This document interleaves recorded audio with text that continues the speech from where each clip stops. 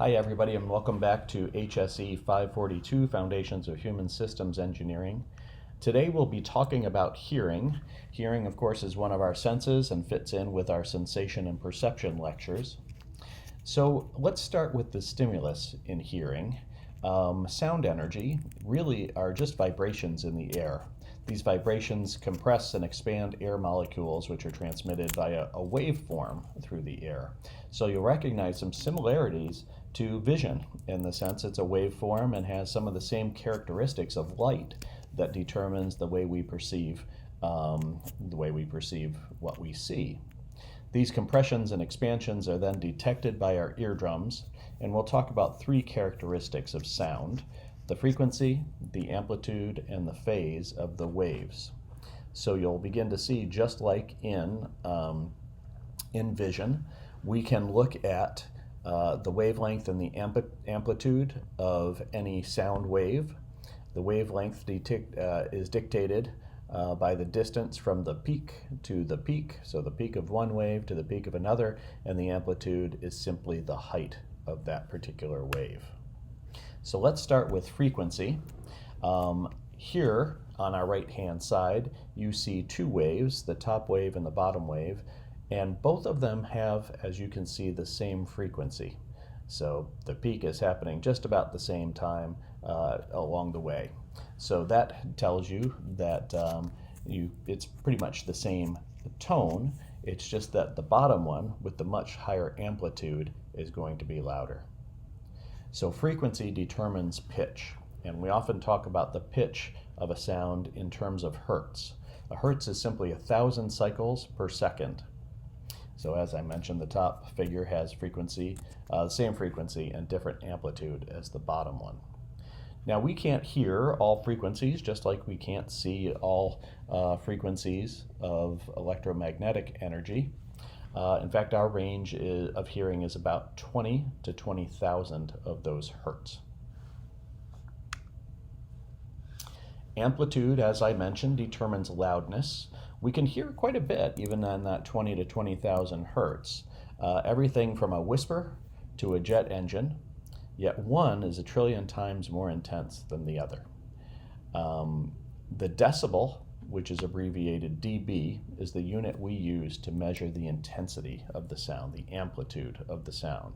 And that uses a log scale. So that is, the smallest audible sound is 0 decibels. A sound just about 10 times more powerful is 10 decibels, and a sound 100 times more powerful than that is about 20 decibels. So you can see how these go up, not in terms of a linear approach, but in terms of a log approach. And then I mentioned this other characteristic of sound. I mentioned amplitude as well as frequency, and then I mentioned phase. Usually we don't hear just one sound wave at a time. There's all kinds of things bouncing around in the environment, and those can be either in consonance or in dissonance. If they're in consonance, pretty much their frequencies are matching up. If they're in dissonance, they're not. So that's really what's going on here. Different frequencies at the same time yield different phases and different dissonance. So you can see that it's a little bit more complicated than just looking at single amplitudes and single frequencies, but that's what we'll talk about most of the time, just to simplify matters. So I'm going to tell you a little bit about hearing, but then I'm also there are several slides in your PowerPoint that I'm not going to discuss because I just decided they go into this way more deeply than you need. If you would like to learn more about how sound energy is transformed into neural impulses, well, that will be a helpful set of slides. On the other hand, if you're thinking, well, I just want to apply this to my design, we move on to some of the more important things for the design of alarms and so on. So, how we hear. So to hear sound, our ears, well, basically your ear has to do three things. The first part is we need to direct the sound waves into the hearing part of the ear. So that's very similar, of course, to what's going on with vision. With vision, of course, what we're trying to do is get the light onto the important parts of the retina so that we can see an image, in particular the fovea, so that we can see an image. We're kind of doing the same thing here. These sound waves, bounce all over the place. And what we need to do is collect them so we can make sense of the information that's in them. So the ear first has to direct the sound waves into the hearing part of the ear. It does that by kind of sensing fluctuations in air pressure once it's there, and translates these fluctuations into an electrical signal that our brain can understand. It's actually the outer part of our ear, the pinna, that catches those sound waves. And it does a few things that are pretty helpful for our perception. First, the outer ear is pointed forward and has curves, which help us determine the direction of a sound, which is pretty important for evolutionary reasons. Sounds behind or above us bounce off the pinna differently than sounds in front or below us. So the brain can then use that information to localize those sounds. Pretty helpful. If the sound is to your left, it arrives at your left ear sooner than your right ear, of course. Just a little bit sooner, but sooner. It also will be a little bit louder in your left ear than in your right ear. That's another great way to help us kind of figure out where the sound is in reference to our body. Further, since the pinnae face forward, you can hear sounds in front of us better than we can hear sounds behind us. I'll mention one last component, and then, as I said, I'll leave those other slides out of this particular lecture, but read them over at your own leisure. Once the sound waves enter the ear canal, they vibrate what's called the tympanic membrane, or what we often refer to as the eardrum, and that is right here. The middle ear is connected to the throat via the eustachian tube, which enables pressure on both sides of the eardrum to be just about equal and allows that eardrum to move back and forth. The eardrum is also rigid and pretty darn sensitive, so small pressure changes move it back and forth. That's one of the ways that we're able to hear. The eardrum is then attached to a tensor tympani muscle, which pulls it inward, keeping the membrane really taut, so it'll vibrate no matter which part of the eardrum is hit by the sound wave.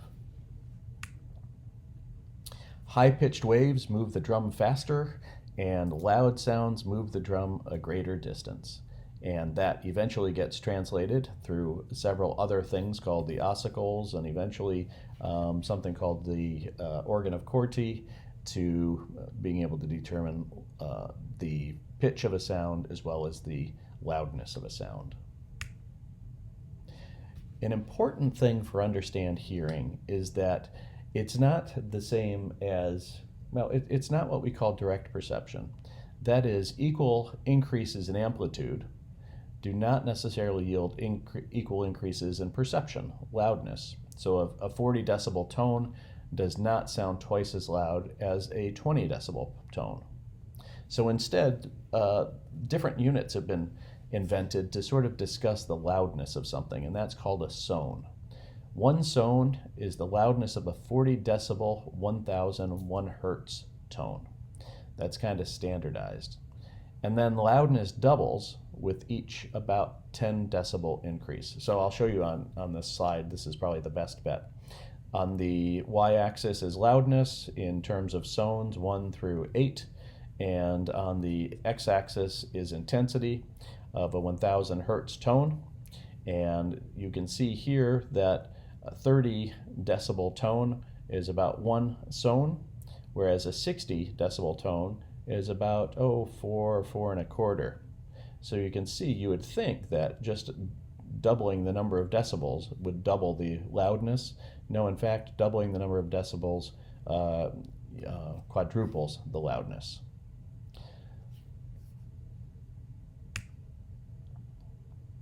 Loudness, interestingly, is also influenced by frequency. So we're not equally sensitive to all frequencies. Again, that's very similar to what we saw with light in vision. So if we look here, this is intensity and frequency, and we're looking at thresholds here, what we can hear. And this is sort of threshold of audibility. You can take a look at this thing here. And you can see in some areas, right down in here in particular, we're particularly good at hearing things. Whereas over here at about 20 decibels, not so great. Way over here at about 20,000 decibels, not so great again. In this area of a few thousand decibels is where we tend to hear best. And that seems to be largely true, as you can see, depending on the loudness of the tone. That is the intensity in decibels. So one of the things that you may be tasked to do in your design work is to design alarms. And I think I would cover a few things about alarms that might be useful to you. One is it really has two benefits of sound is alarms. One is the auditory system is omnidirectional. So you can hear things from all over the place. You don't have to be looking at something to hear it. And the second one is we can't close our ears. We can hear even, if we're not trying to hear. So I thought I would include some rules of thumb for the design of an alarm. One is the purpose of the alarm, of course, is to warn and focus attention. It may not be to tell everybody about every little thing that's going on, but it's certainly to warn people and to focus their attention. So if you're designing alarms, let's imagine you're designing them for a medical device, for example. The way to go about this is first to understand the noise spectrum at the place where that alarm might happen. So you need to understand the ambient noise. And you need to make sure that you create alarms at least 15, potentially 30 decibels higher than that ambient noise so that it attracts people's attention. On the other hand, it shouldn't be so loud that it becomes really annoying or even painful. So it should not be above the danger level for hearing, which is about 85 to 90 decibels. So we gotta go off and measure what's the ambient sound, make sure we're coming in 15 to 30 decibels above that, but not way over here where we're exceeding 85 to 90 decibels, or at least not for a long period of time. Then you choose a frequency which isn't prevalent in the ambient sound spectrum. Basically, we're trying to avoid a situation called masking. If it ends up being the same frequency, basically the same, kind of the same tone as is also in the ambient system, it ends up getting masked. You can't tell the difference between what you're including in your alarm and ambient. It's also helpful to provide a rise time so you don't startle people. So in other words, don't blare the alarm immediately right out of the chute, but let it rise over time to reach the peak. And that way people will, first orient to it and then understand when it's getting louder instead of scaring the heck out of them. Make sure the alarm doesn't interrupt other important information. So for example, if people are talking in a surgical suite or something of that sort, you want the alarm, of course, to sound so people get oriented, but also make it so that it's not interrupting their discussion as they're trying to solve the problem. The alarm should be informative and not confusable with other alarms, and we should make sure that the alarm is actually informative. That is, we shouldn't have a bunch of false alarms that force people to not pay attention to them over time. So, just like there are dimensions of sounds for hearing, there are dimensions of sounds we can use for alarms. It turns out, we've talked about frequency and loudness. So frequency being the tone and loudness being, loudness. But we could use something else too, the envelope. So it could be rising, it could be something like ooh, or it could be a whoop whoop, or it could be a constant beep beep. That's the envelope. It could also have a certain rhythm. It could be something like da da da versus da da da da, right? That's a rhythm. So all of those are helpful when people are trying to understand what does that alarm mean. And I find that in designers, often they use the frequency and loudness and they pay attention to that. But unless you're kind of a professional sound designer, you forget about simple things like the envelope and the rhythm, which can be really informative and really helpful for people to discriminate one alarm from another. So voice alarms are another thing you could think of. These are things that actually tell you what to do. It might be a fire alarm, for example, that says get out of the house, or something similar. They're very useful, but sometimes they can be confused with other conversation. Not necessarily so much in the fire alarm example, but when you're dealing with other things, like if multiple people are in a room and all talking, and suddenly there's another voice, there may be so much going on in the other conversation that it's just seen as another person talking. It also can get drowned out by similar kinds of frequencies. So that's one of the reasons you want to make sure it's a different frequency than ambient noise. That's what we called masking. And then finally, of course, sometimes with voice alarms, the person who's speaking the alarm is speaking a different language than the person the alarm is intended for. So there's all kinds of issues surrounding language at that point. So some sounds are just plain old too loud. They end up doing damage to our auditory system. So for example, 110 decibels for more than a minute can cause permanent hearing loss. 110 decibels is something like, as you can see over here, a chainsaw or a rock concert. Over a period of time, that can cause permanent hearing loss.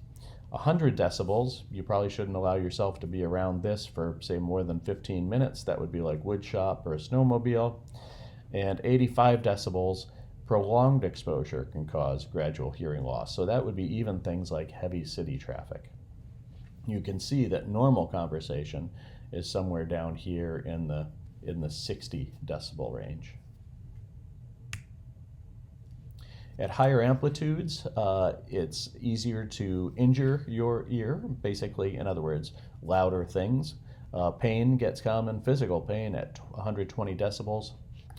Of course, at lower frequencies, it takes longer for higher amplitude to cause damage. So I wanted to mention, that you're listening to something 85 decibels or louder if you have to raise your voice to be heard by somebody. And boy, I find that in all kinds of things, even restaurants these days. 8 hours of 90 decibel sound can cause damage to your ears, and certainly exposure. I mentioned before 120 decibels, but certainly 140 can cause immediate damage and pain. So what does hearing loss feel like? Well, it's really loss of sensitivity to noise when the noise is present. And there's two different kinds. There could be a temporary threshold shift. That is, imagine you're at a concert and you walk out and your ears are ringing and you can't hear very well. That is a temporary carryover, basically. You still have a hard time hearing for a period of time, but you get that back. But there are also permanent threshold shifts, things like occupational deafness. If you've worked in aviation for a long period of time, if you've worked in a factory for a long period of time, some of those kinds of things, you end up losing some hearing just being around those things, even though it's part of your occupation. It's also greater with more intense and longer exposure, and it's worst at higher frequencies, around 4,000 hertz and higher. Males experience little loss in hearing below, that is in the low frequencies, below 1,000 hertz, but a large loss in higher frequencies, especially men as they get to be 60 years old or so, often experience a very big loss in the 4,000 to 6,000 hertz range, and you can kind of see that over here. I'll go back here and finish up. So I thought that would be a good introduction to hearing. And as I said, there's a little additional information in there. Read it as you like, and of course, even more information in the book. But I hope you found that helpful, and I look forward to talking to you next time.